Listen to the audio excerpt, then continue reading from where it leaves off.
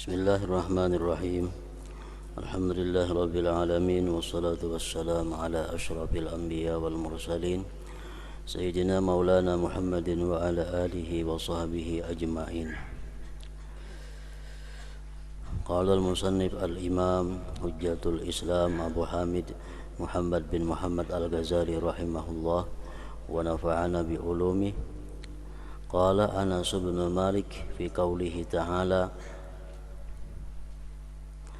فإذا قضيت الصلاة فانتشروا في الأرض وابتغوا من فضل الله أما إنه ليس بطلب الدنيا ولكن عيادة مريض وشهود جنازة وتعلم علم وزيارة أخ في الله عز وجل. وقد سمى الله عز وجل العلم فضلا في مواضع قال تعالى وعلمك ما لم تكن تعلم وكان فضل الله عليك عظيما. وقال تعالى ولقد آتينا داود منا فضلا يعني العلم فتعلم العلم في هذا اليوم وتعليمه من أفضل القربات. والصلاة أفضل من مجالس القصاص إذ كانوا يرونه بدعة ويخرجون القصاص من الجامع. بكر ابن عمر رضي الله عنهما إلى مجلسه في المسجد الجامع فإذا قاس يقص في موضعه فقال قم عن مجلسي فقال لا أقوم وقد جلست وسبقتك إليه فأرسل ابن عمر إلى صاحب الشرطة فأقامه فلو كان ذلك من سنة لما جازت إقامته. فقد قال صلى الله عليه وسلم لا يقيمن أحدكم أخاه من مجلسه ثم يجلس فيه ولكن تفسحوا وتوسعوا. وكان ابن عمر إذا قام الرجل له من مجلسه لم يجلس فيه حتى يعود إليه. وروي أن قاصا كان يجلس بفناء حجرة عائشة رضي الله عنها فأرسلت إلى ابن عمر أن هذا قد آذاني بقصاصه وشغلني عن سبحتي فضربه ابن عمر حتى كسر عصاه على ظهره ثم طرده ila akhir. Makna daripada kalam Al-Imam Al-Ghazali rahimahullah.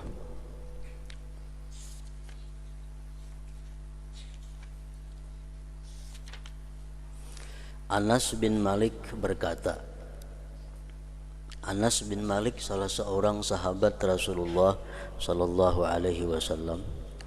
Beliau berkata mengenai firman Allah Ta'ala yang berbunyi fa idza qudiyatis shalah fantashiru fil ard wabtaghu min fadlillah, surat Jumat ayat 10. Artinya apabila telah ditunaikan sembahyang, maksudnya sembahyang Jumat, sudah tuntung sembahyang Jumat, maka bertebaranlah kamu di muka bumi. Maka bertebaranlah kamu di muka bumi dan carilah karunia Allah. Apa yang dimaksud dengan carilah karunia Allah itu? Apakah dimaksud dengan mencari karunia Allah itu kita mencari rezeki? Apakah maksudnya dengan cari karunia Allah itu kita mencari jual beli? Menurut Anas bin Malik tadi, adapun bahwasanya ia tidak menuntut dunia.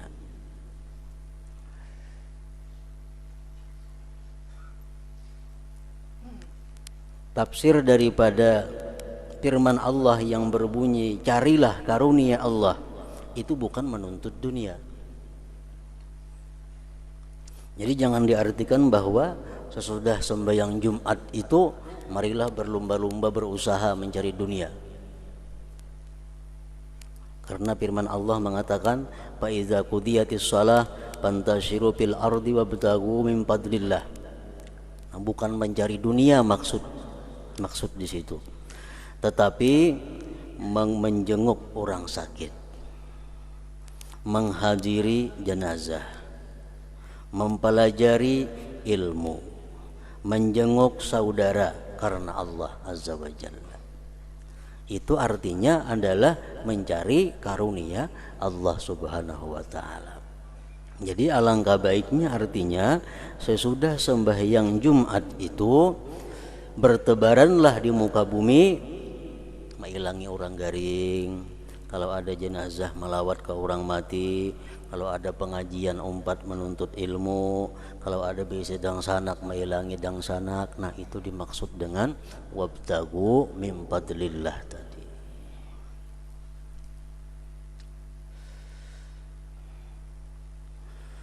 Allah Azza wa Jalla menyebut ilmu sebagai karunia pada beberapa tempat. Di dalam Al-Quran Allah mengatakan bahwa ilmu itu adalah karunia.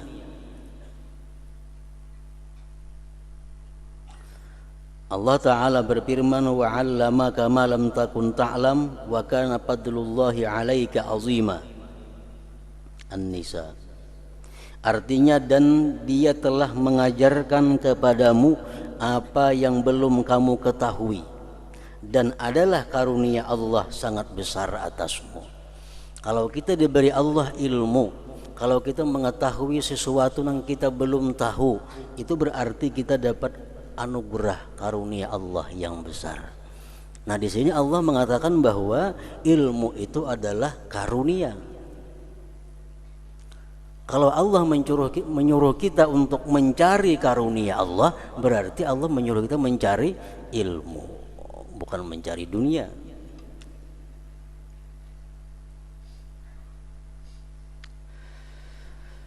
Dan Allah Ta'ala berfirman, walaqad ataina Dawuda minna fadla as-saba.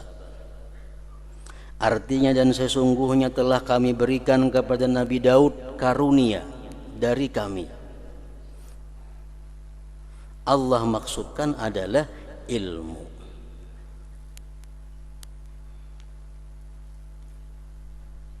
Maka mempelajari dan mengajarkannya sekarang ini, maksudnya pada hari Jumat,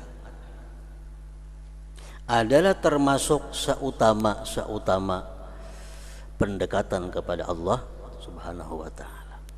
Belajar ilmu atau mengajarkan ilmu pada hari Jumat itu termasuk takarrub yang paling afdal, pendekatan diri yang paling baik kepada Allah Subhanahu wa Ta'ala.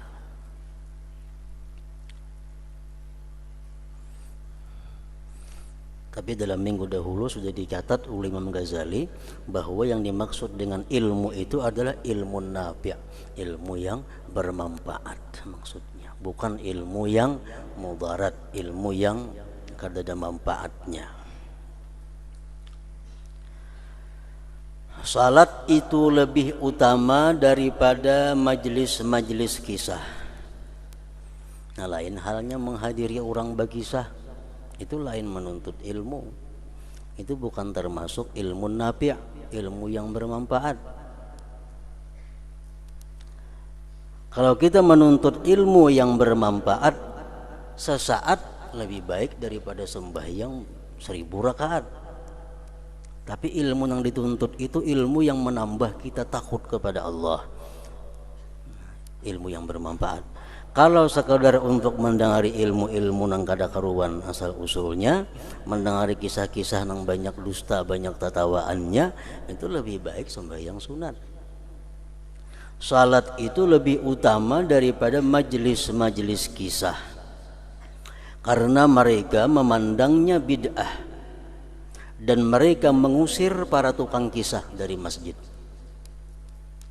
Jadi orang-orang dahulu, mulai zamannya Sayyidina Ali karramallahu wajhah dan sebelumnya sesudahnya juga, di masjid itu kada kawa sembarangan orang-orang nang ceramah.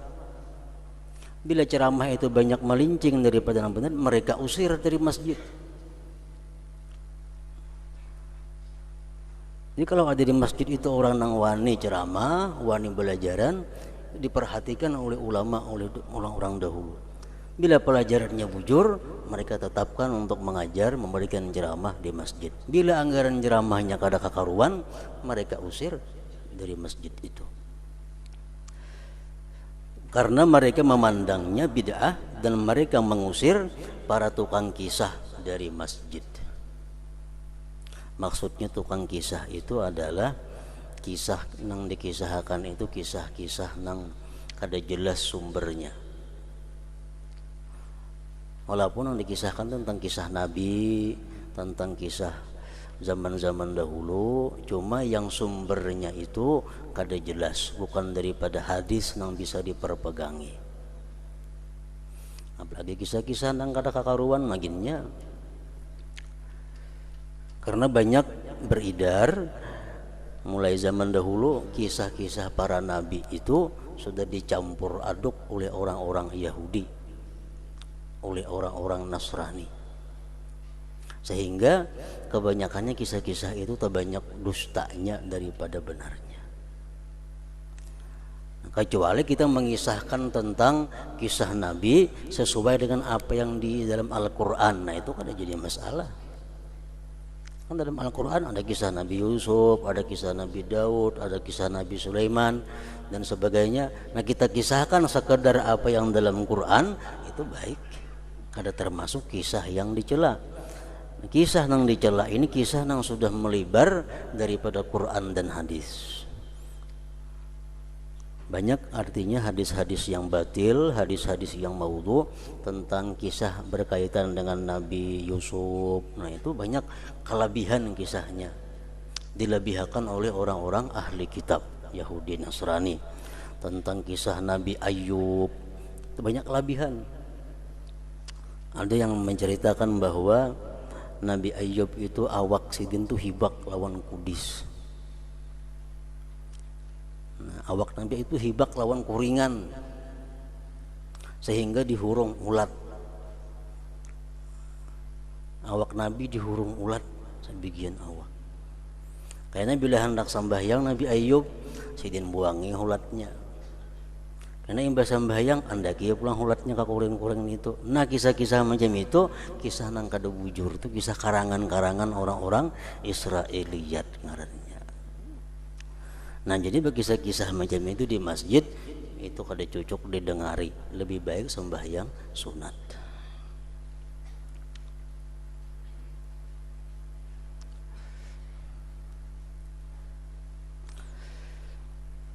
Para nabi-nabi Allah Subhanahu wa taala, para rasul-rasulullah sejak zaman dahulu sampai terakhir nabi kita, mereka itu ada punya penyakit karena mereka sebagai manusia.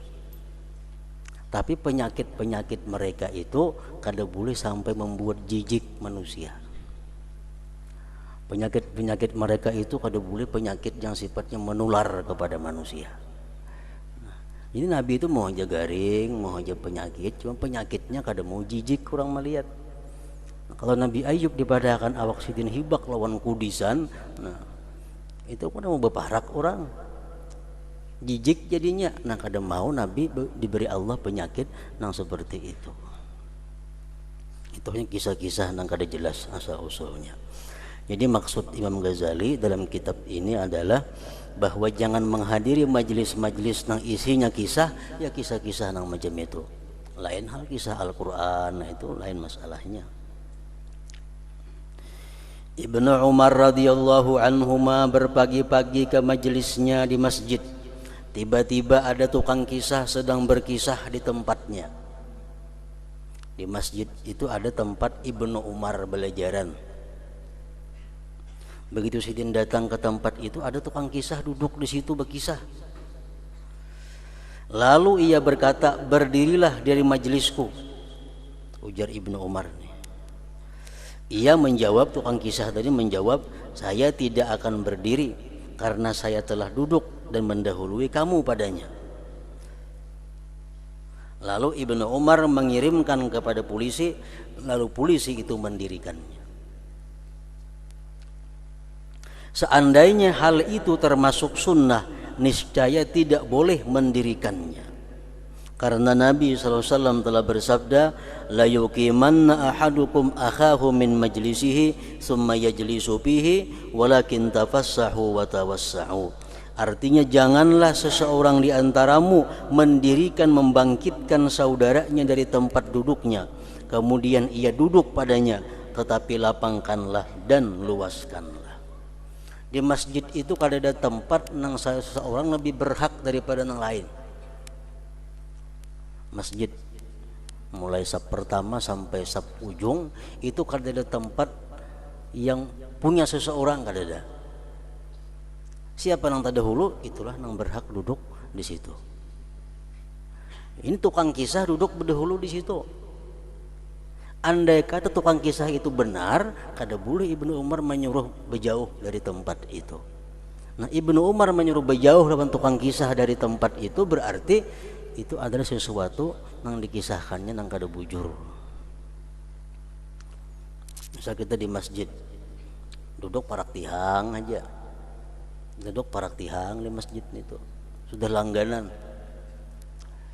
Satu hari kita datang ada orang yang mengisinya, kada boleh kita menyuruh balik ayo menjauh nih tempatku, kada kawa. Itu masjid siapa aja pun berhak duduk, siapa yang terdahulu itu yang punya hak, kada ada larangannya.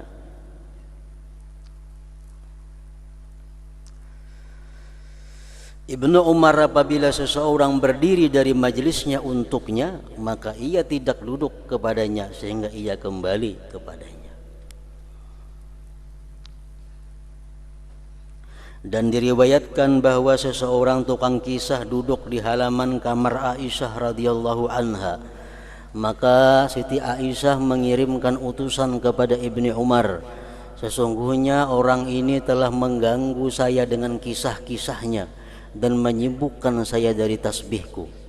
Maka Ibnu Umar memukulnya sehingga tongkatnya pecah atas punggungnya si tukang kisah tadi. Kemudian ia mengusirnya.